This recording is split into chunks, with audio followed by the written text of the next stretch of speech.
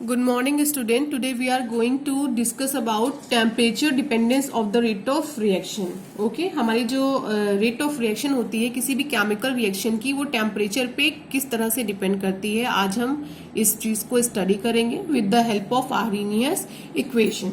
Okay, तो चलो बच्चों यहाँ पर हम जानते हैं कि जो केमिकल रिएक्शन होती है जब हम टेम्परेचर को इंक्रीज करते हैं तो रेट ऑफ रिएक्शन भी इंक्रीज होती है। ठीक है, तो देखिए हम टेम्परेचर को जब भी इंक्रीज करते हैं तो रेट ऑफ रिएक्शन इंक्रीज करती है। ठीक है, इस चीज को अगर आपको समझना है तो इसको हम समझते हैं एक एग्जाम्पल लेकर के। एग्जाम्पल है हमारे पास इन डीकम्पोजिशन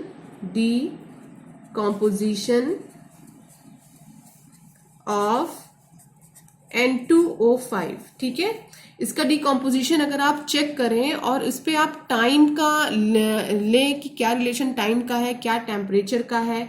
ठीक है, तो आपको एक चीज समझ में आएगा कि अगर आप चाहते हो कि N2O5 अपने ओरिजिनल अमाउंट का जस्ट हाफ हो जाए तो कब वो होगा, ये डिपेंड करता है आपकी आप कितना टेम्परेचर प्रोवाइड कर रहे हो। अगर आप जस्ट हाफ करना चाहते हो और करना किस डिग्री सेल्सियस पे चाहते हो, 0 डिग्री सेल्सियस पे, तो कितना दिन लगेगा, 10 डेज लगेगा। कितने दिन, 10 डेज। ओके, अगर आप टेम्परेचर इंक्रीज करते हो 25 डिग्री सेल्सियस करते हो तो ये अपने ओरिजिनल अमाउंट का जस्ट हाफ डिकम्पोज हो जाएगा केवल 5 आवर में। ठीक है, इसके बाद अगर आप 50 डिग्री सेल्सियस टेम्परेचर करते हो तो N2O5 अपने ओरिजिनल अमाउंट का जस्ट हाफ हो जाएगा, यानी हाफ डिकम्पोज हो जाएगा केवल 12 मिनट में। देखिए जैसे जैसे हम लोग टेम्परेचर को क्या कर रहे हैं, इंक्रीज कर रहे हैं, टॉप टू बॉटम आ रहे हैं, हमारा क्या हो रहा है, टेम्परेचर इंक्रीज हो रहा है और टॉप टू बॉटम हमारी रेट ऑफ रिएक्शन भी इंक्रीज हो रही है। जो रिएक्शन 10 दिन में होगी 0 डिग्री सेल्सियस में, वही सेम रिएक्शन 5 घंटे में हो जाएगी 25 डिग्री सेल्सियस में। और उसी में अगर आपने इसको क्या कर दिया, 50 डिग्री सेल्सियस टेम्परेचर प्रोवाइड कर दिया तो ये 12 मिनट में ही हो जाएगी। ठीक है, तो ये केस किस पे लग रहा है, N2O5 पे लग रहा है कि N2O5 का जब डिकम्पोजिशन कराते हैं तो उस पे टेम्परेचर का इतना इफेक्ट पड़ता है। कुछ इस तरह से रिलेशनशिप आपको मिलता है। ठीक है, तो अब हम ये केमिकल रिएक्शन को जब स्टडी करेंगे तो ये हम बहुत इजीली बोल सकते हैं कि जब हम टेम्परेचर को 10 डिग्री सेल्सियस इंक्रीज करते हैं तो जो हमारा रेट ऑफ रिएक्शन होता है वो उस टाइम जो रेट ऑफ रिएक्शन होता है वो हो जाता है 10 डिग्री सेल्सियस बढ़ाने के बाद जस्ट डबल। ओके, क्या हो जाता है, जस्ट डबल हो जाता है। तो हर बार आप 10 डिग्री सेल्सियस बढ़ाएंगे तो रेट ऑफ रिएक्शन क्या हो जाएगा, अपनी इनिशियल रेट ऑफ या अपनी प्रीवियस रेट ऑफ रिएक्शन का जस्ट डबल हो जाएगा जब आप 10 डिग्री सेल्सियस टेम्परेचर को इंक्रीज कर लेंगे। आप इस चीज को ध्यान में रखिएगा, ये काफी इंपॉर्टेंट पॉइंट है। ठीक है, चलिए अब हम क्या करने वाले हैं, टेम्परेचर की डिपेंडेंसी केमिकल रिएक्शन पर हम स्टडी करते हैं आर्हेनियस इक्वेशन की हेल्प से। ठीक है, किसकी हेल्प से स्टडी करेंगे, आर्हेनियस इक्वेशन की हेल्प से। ठीक है, तो student the temperature dependence of the rate of a chemical reaction can be accurately explain by Arrhenius. Okay, हमारे एक साइंटिस्ट थे, इसको एक्यूरेट इन्होंने किया, लेकिन इससे पहले it was first propose by Dutch chemist van Hoff. इसको पहले जो स्टडी करी थी वैन थाफ ने करी थी, बट जो आपके आर्हेनियस थे इन्होंने सही मायने में और सही तरीके से इसको जो है एक्सप्लेन किया था। इसलिए हम आर्हेनियस इक्वेशन का ही कॉन्सेप्ट लेकर यहाँ पर चलते हैं और इसी की हेल्प से हम डिपेंडेंसी चेक करते हैं रिएक्शन की रेट पर, किसके रिस्पेक्ट में, टाइम के रिस्पेक्ट में।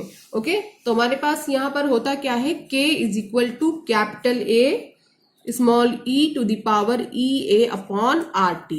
ये क्या है, हमारी आर्हेनियस इक्वेशन है। K एक्चुअली हमारा क्या है, रेट कांस्टेंट, वो तो हम जानते ही हैं, रेट कांस्टेंट कब से पढ़ते आ रहे हैं। ठीक है, और यहां पर A हमारा है आर्हेनियस कांस्टेंट। ठीक है, आर्हेनियस कांस्टेंट, इसी को हम लोग फ्रीक्वेंसी फैक्टर भी बोलते हैं, इसी को हम लोग प्री एक्सपोनेंशियल फैक्टर भी बोलते हैं। लिख दे रही हूं, प्री एक्सपोनेंशियल फैक्टर। ओके, इसके बाद हमारे पास एक टर्म है ई ए। ई ए हमारा क्या है? Activation energy. इसको हम अपने नेक्स्ट लेक्चर में स्टडी करेंगे, एक्टिवेशन एनर्जी। ओके, आर तो आप जानते हैं, R is the gas constant, ठीक है, गैस कांस्टेंट है आर हमारा, और T is the temperature. Okay, तो इस रिएक्शन में हम मेनली रेट कांस्टेंट और टेम्परेचर के बीच के रिलेशनशिप को स्टडी करेंगे, ठीक है बच्चों। Okay, start. Taking natural logarithm of both sides of equation, ठीक है। अब कौन सी इक्वेशन? ये वाली इक्वेशन। इस वाली इक्वेशन का हमें लॉग लेना है, नेचुरल लॉग लेना है, वो भी दोनों साइड लेना है। जब इसका नेचुरल लॉग लेंगे तो देखो बच्चों हमें क्या मिलेगा, चलिए देखते हैं। Natural log L N K is equal to L N A into E minus E A upon R T, ठीक है। चलिए इसको और एक्सप्लेन करते हैं। L N A plus L N E to the power E A upon R T, ये हमें मिलेगा, ठीक है। तो यहां पर बेटा कुछ ये वाला पोर्शन आप देखिए, ये वाला, इसको थोड़ा हमें मॉडिफाई करना होगा। यहां पर हमें लॉग की कोई प्रॉपर्टी पुट करनी पड़ेगी, ठीक है। तो यहां पर एक मैं साइड में लिख दे रही हूं, हमारे पास लॉग की एक प्रॉपर्टी होती है, log x to the power a is equal to क्या होता है? ए। इसका मतलब क्या होता है? लॉग के साथ जो ये लगा हुआ है ई, ये किससे कंपेयर कर रहे हैं? एक्स से, और पावर क्या है? ए। ये पूरा हमारा क्या है? ए। किसके इक्वल होता है? उसकी पावर के ही इक्वल होता है। तो इसी प्रॉपर्टी को हम इस रिएक्शन में रखेंगे, ठीक है। L N K is equal to L N A plus, यहां पे क्या बनेगा? माइनस के साथ आएगा पूरा हमारा, minus E A upon R T, ठीक है बच्चों। ये हो गया। अब ये प्लस है, ये माइनस है, तो प्लस माइनस क्या हो जाएगा? Minus L N K is equal to L N A minus E A upon R T. तो ये एक हमें इक्वेशन मिल गई है जब हमने लॉग ले लिया है। उसके बाद अब इसी इक्वेशन को चाहे तो हम इस तरह भी लिख सकते हैं, देखिए L N is equal to minus E A upon R T plus L N A, ठीक है। तो हम इसको चाहे तो ऐसे भी लिख सकते हैं, ठीक है बच्चों। बेटा ये दोनों हमें मिल गई है जो मोस्ट इंपॉर्टेंट इक्वेशन है। अब हम आगे कुछ भी करेंगे तो इसी में कुछ ना कुछ इंप्लीमेंट करते जाएंगे। तो सबसे पहला काम हम ये करते हैं कि यहाँ पे हमारा जो नेचुरल लॉग है इसको हम लॉग बेस 10 में कन्वर्ट करते हैं, ओके। तो अब हम बेटा ln को log बेस 10 में कन्वर्ट करने जा रहे हैं। हमें पता है ln is equal to 2.303 log base 10। तो जहां पर ln है, यहाँ पर ln है, यहाँ पर हम 2.303 log बेस 10 की वैल्यू को पुट करते हैं, ठीक है। तो 2.303 log बेस 10 के is equal to 2.303 log base 10 a minus E A upon R T, okay. अब हम थोड़ा इसको और मॉडिफाई करते हैं। लॉग की वैल्यू यहाँ पे 2 बार होगी, हम इसको थोड़ा और मॉडिफाई करते हैं। इस पूरी रिएक्शन को हम 1/2.303 से मल्टीप्लाई करते हैं। क्या करते हैं? मल्टीप्लाई करते हैं। चलिए देखेंगे मल्टीप्लाई करने पे क्या मिलने वाला है हमें। 2.303 log base 10 2.303 k is equal to 2.303 log base 10 2.303 a minus e a upon 2.303 RT, ठीक है। ये हमें मिलेगा, देखिए ये क्या हो गया है, कैंसिल हो गया है। क्या मिल रहा है? log base 10 k is equal to log base 10 a minus e a upon 2.303 RT। एक हमें ये भी मॉडिफाई फॉर्म मिल गया है, ठीक है। तो ये भी कभी कभी आप देखोगे न्यूमेरिकल में यूज हो जाएगा, ठीक है बच्चों। तो अब हम क्या करते हैं, अब हम कुछ स्पेशल कंडीशंस को प्रोवाइड करते हैं और फिर से अपनी आरएनएस इक्वेशन को थोड़ा मॉडिफाई करते हैं। लेकिन उससे पहले आप जान लीजिए कि इस रिलेशनशिप से आपको क्या समझ में आ रहा है, ठीक है। तो it has been found that from Arrhenius equation that increase the temperature, जब हम टेम्परेचर को क्या करेंगे, इंक्रीज करेंगे और एक्टिवेशन एनर्जी को क्या करेंगे, डिक्रीज करेंगे, will result in an increase in the rate of reaction. तो हम देखेंगे रिजल्ट में क्या हमें मिल रहा है, रेट ऑफ रिएक्शन क्या हो रही है, इंक्रीज हो रही है। तो रेट ऑफ रिएक्शन इंक्रीज करना है तो टेम्परेचर के साथ इसका रिलेशनशिप क्या है, होता है जब टेम्परेचर डायरेक्टली प्रोपोर्शनल होगा तो रेट ऑफ रिएक्शन ऑटोमेटिक बढ़ेगी और एक्टिवेशन एनर्जी का जो हमारा रेट ऑफ रिएक्शन है वो इनवर्सली प्रोपोर्शनल है। तो एक्टिवेशन एनर्जी जब घटेगी तो रेट ऑफ रिएक्शन क्या होगा, बढ़ेगा, ठीक है। चलिए हम किसी temperature at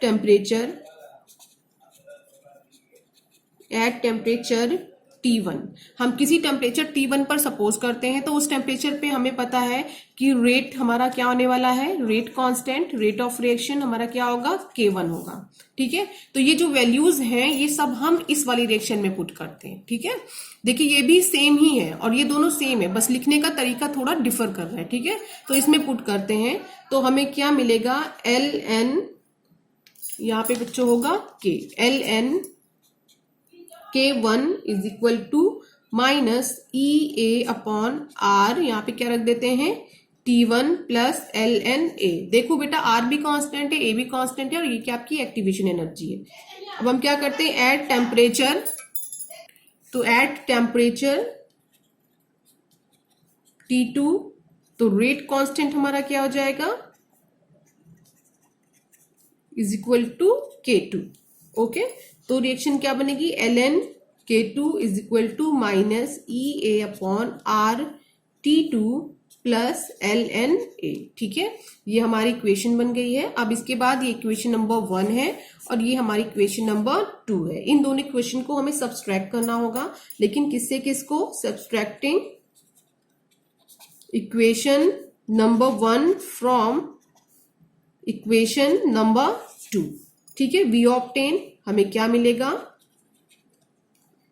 Ln, we obtain, देखो बच्चों हमें क्या मिलेगा, Ln K2 minus Ln K1 is equal to Ln A minus Ln A minus EA upon R T2 minus, फिर माइनस के साइन के साथ है, देखिए माइनस EA अपॉन RT1, ठीक है। ये एक साइड प्लस है एक साइड माइनस में, तो ये क्या हो गया, हमारा कैंसिल हो गया, बचा क्या, Ln K2 minus Ln K1 is equal to minus EA RT2, minus minus plus हो जाएगा EA RT1, ठीक है। इतना हमें मिल गया है। अब यहां पर बच्चों हमें एक काम करना होगा, यहां पर हमें लॉग की प्रॉपर्टी वापस लगानी होगी, जो मैं कई बार आपको बता चुकी हूं। तो यहां पर लॉग की जो प्रॉपर्टी लगेगी, sorry, log is equal to m upon n is equal to क्या होता है, log m minus log n, ठीक है। तो देखिए ये क्या है, लॉग m है, ये लॉग m है, हम चाहे तो इसको डिवाइड में भी लिख सकते हैं। तो ये वाली प्रॉपर्टी हम लॉग की यहाँ पर लगा देंगे। देखिए क्या मिलेगा, Ln K2 upon K1 is equal to, यहां से EA R हम क्या करते हैं, कॉमन लेते हैं। देखिए एक्टिवेशन एनर्जी और गैस कांस्टेंट को कॉमन लेते हैं, तो यहाँ पे क्या मिलने वाला है, 1 upon T1 minus 1 upon T2, sign को हमने हटाया है, ठीक है, माइनस अंदर हो गया। चलिए अब हम क्या करते हैं, यहाँ पे एलसीएम लेते हैं, T1 T2 का एलसीएम लेते हैं, हमें क्या मिलेगा, Ln K2 upon K1 is equal to EA R T2 minus T1 into T2। ये हमें एक और रिलेशनशिप मिल गया है, ठीक है। ये भी हमें हमारे लिए हेल्पफुल होगा जब हम न्यूमेरिकल सॉल्व करेंगे। तो बेटा अगर हम चाहें तो यहाँ पर भी हम नेचुरल लॉग को लॉग बेस 10 में कन्वर्ट कर सकते हैं। कैसे करेंगे, हमें पता ही है, Ln is equal to 2.303 log base 10 होता है। बस ये उठाकर हमें Ln की जगह पे पुट करना है, तो क्या मिलेगा, 2.303 log base 10 K2 upon K1 is equal to EA R T2 minus T1 into T2, ये हमें मिल जाएगा। ठीक है, तो हम क्या करते हैं, ये यहाँ पे क्या मल्टीप्लाई में नीचे आएगा तो किस में हो जाएगा, डिवाइड में हो जाएगा। चलिए, तो यहाँ पे क्या मिलेगा हमें, log base 10 K2 upon K1 is equal to activation energy 2.303, gas constant T2 minus T1 divided by T2 T1। Okay, तो एक ये भी हमें क्या हो जाता है, फॉर्मेट मिल जाता है। ये सब हमारे लिए हेल्पफुल होंगे जब हम न्यूमेरिकल सॉल्व करेंगे। ओके।